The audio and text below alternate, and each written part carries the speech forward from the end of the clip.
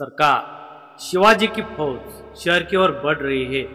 आपल्या हातातील दुर्बिणीला डोळ्यांच्या पासून दूर नेत मुल्ला फजल हसत म्हणाला, आमीन खान आणि मुल्ला फजल किल्ल्याच्या परकोटावरून केव्हापासून छत्रपती शिवाजी राजांच्या छावणीकडे लक्ष ठेवून होते।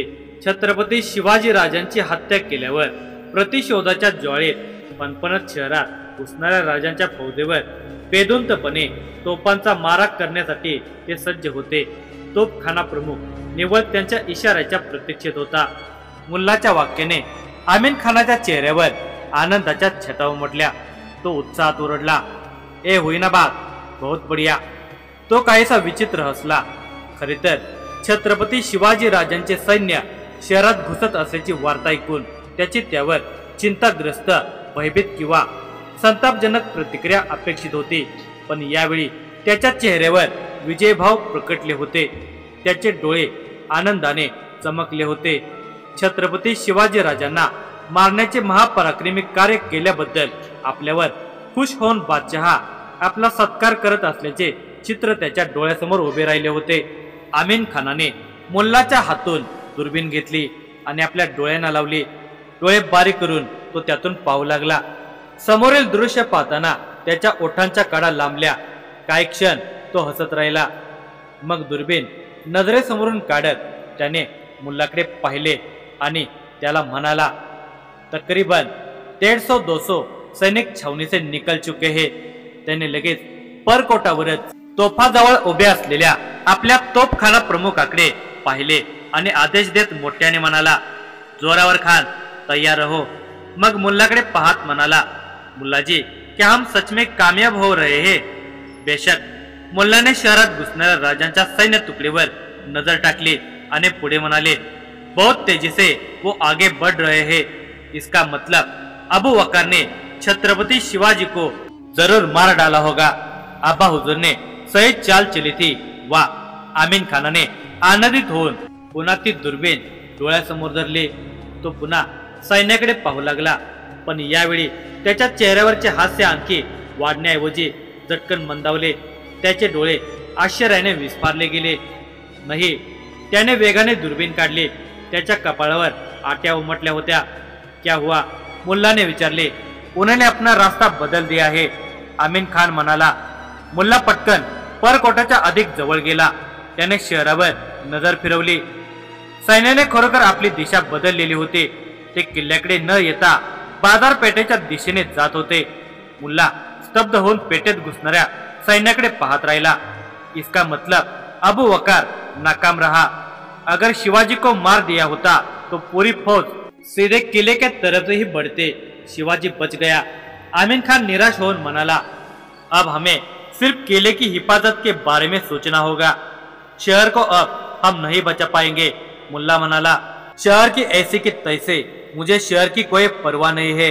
असे म्हणत तो वेगाने तोफखाना प्रमुखाकडे झेपावला। जोरावर खान, क्या ये तोप शिवाजी के छावनी तक गोला दाग सकते हैं? बिल्कुल भी नहीं। छावनी से 500 कदम पहले गोले गिरेंगे। जोरावर खान म्हणाला, लगता है आज दर उम्मीदों पे पाणी फिरने वाला है। निराश होऊन त्याने मुठ तोपेवर आदळली, पण लगेच त्याच्या डोक्यात काहीतरी कल्पना प्रकटली। तो पुन्हा परकोटाच्या कटाऱ्याकडे झुकला। किल्ल्याकडे येणाऱ्या रस्त्याकडे पाहत तो तोफखाना प्रमुखाला म्हणाला, दाग दो तोप, किले की तरफ आने वाले रास्ते बंद कर दो। लेकिन हुजूर, इससे अपने लोगों का नुकसान होगा। वो पूरा इलाका घनी आबादी वाला है। जोरावर खान म्हणाला, बस आप हुक्म की तालीम करो। तो संतापात ओरडला, जी सरकार।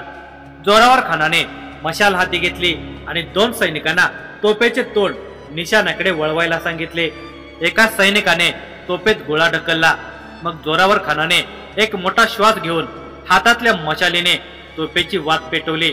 एक जोरदार आवाज झाला आणि तोफ गोळा हवेत उडाला। तो पेटेतच किल्ल्याकडे येणाऱ्या वाटेवर आदळला। मोठा आवाज करत तिथल्या इमारती रस्त्यावर कोसळल्या। त्या तेवढ्या परिसरामध्ये धुळीचे लोट पसरले। बरेच लोक त्या इमारतींच्या ढिगाऱ्याखाली दाबले गेले। आजूबाजूच्या दुकानांनी, इमारतीने देखील पेट घेतला। पेटेतील बहुतांश घरे लाकडी बांधकामाची असल्याने ती आग वेगाने पसरू लागली। सुरतेत सर्वदूर धावपळ सुरू झाली. लोक आपल्या शासकापासून आपला जीव वाचवण्यासाठी आपली घरे सोडून धावू लागले. आमीन खान मात्र किल्ल्याकडे येणारा प्रमुख रस्ता बंद झाल्याने खुश झालेला होता. शाबास जोरावर खान, त्याने आपल्या तोफखाना प्रमुखाचे पाठ थोपटून कौतुक केले. किती हा निर्दयीपणा! आपल्याच निरपराध जनतेच्या जीवावर उठले आहेत हे मोगल. आकाशाकडे झेपावणाऱ्या आगीच्या ज्वाळांकडे पाहत राजे म्हणाले. ते आपल्या छावणीच्या बाहेरून सारे दृश्य पाहत होते. त्यांच्यासोबत परसोजी, नारोजी, संताजी हे सरदार उभे होते. आमीन खानाने निर्दयीपणे केलेल्या तोफांच्या हल्ल्यामुळे इमारतींच्या ढिगाऱ्याखाली दाबले गेलेल्या तसेच आगीत होरपळणाऱ्या त्या जीवांच्या आकांताने राजांचे हृदय पिळवटले होते. त्यांनी परसोजी महाडिक या आपल्या सरदाराकडे नजर वळवली. नेताजींच्या अनुपस्थितीत परसोजीवर छावणीची जबाबदारी सोपवण्यात आली होती. परसोजी, सगळ्या सरदारांना आदेश द्या. शहरात घुसणारी आपली कोणतीही सैन्य तुकडी किल्ल्याकडे जाता कामा नये. आपल्याला सुरतेच्या रयतेवर युद्ध थोपवायचे नाही. आपले सैन्य किल्ल्याकडे न वळल्यास किल्ल्यातून तोफांचा मारा होणार नाही. परिणामी सुरतेत जीवितहानी होणार नाही. हा राजांचा विचार होता. खरे तर सुरतेच्या जनतेच्या जीवाच्या संरक्षणाची जबाबदारी इनायत खान आणि आमीन खानाची होती. परंतु शत्रू मुलखातल्या रयतेचे रक्षण देखील राजेच करत होते. राजांची 150 स्वारांची पहिली तुकडी केव्हाची सुरत लुटायला निघाली होती. त्या तुकडीचे नेतृत्व नाईक अर्थात गणपतराव आणि नेताजी पालकर करत होते.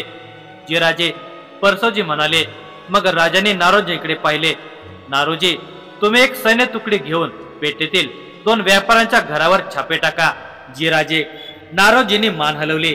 मग राजाने परसोजीकडे पाहत आपला उजवा हात पुढे नेला.